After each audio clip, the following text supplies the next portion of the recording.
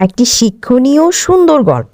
একদিন বাদশাহ আকবর বীরবলকে বললেন, বীরবল, আমার প্রজারা আমার খুব বাধ্য, তারা আমাকে খুব ভালোবাসে। বীরবল মুচকি হেসে উত্তর দিল, জাহাপনা, এটা সত্য, কিন্তু তারা আপনাকে ভয়ও পায়। আকবর এতে একমত হতে পারেননি, তাই বীরবলের বক্তব্য পরীক্ষা করার সিদ্ধান্ত নেওয়া হয়।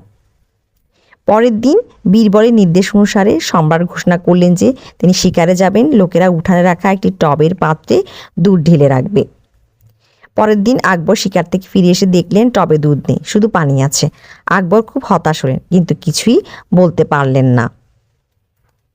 তখন বীরবল বললেন, এবার আপনি ঘোষণা করবেন যে আপনি ফিরে এসে নিজেই টবটি দেখবেন। বীরবলের কথা মতে রাজ্যে এই ঘোষণা করা হলো। এবার সম্রাট শিকার থেকে ফিরে এসে দেখলেন টবটি দুধে উপচে পড়ছে। বীরবল বললেন, আমি আপনাকে বলেছিলাম না যে তারা আপনাকে ভয় পায়?